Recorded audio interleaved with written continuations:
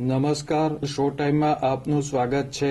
ભાવનગરના વડવા તલાવડી વિસ્તારમાં આવેલ હાજીનાજી સોસાયટીમાં બંધ મકાનમાંથી રૂપિયા 2 લાખ રોકડાની ચોરીની ઘટના બનતા નીલમબાગ પોલીસે તપાસ હાથ ધરી છે।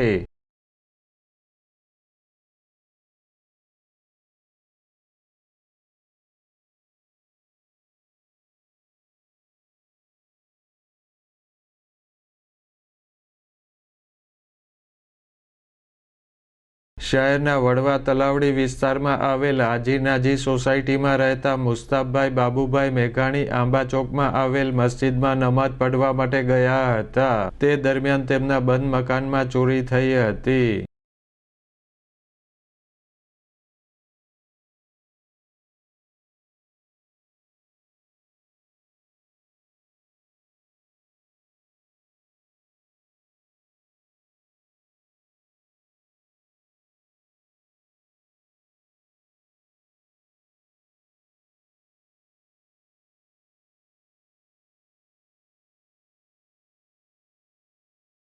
મકાનના રસોડાના બારણામાંથી તસ્કરો ઘરમાં પ્રવેશ્યા હતા અને કબાટમાં રાખેલ રૂપિયા 2 લાખ રોકડાની ચોરી કરીને ફરાર થઈ ગયા હતા।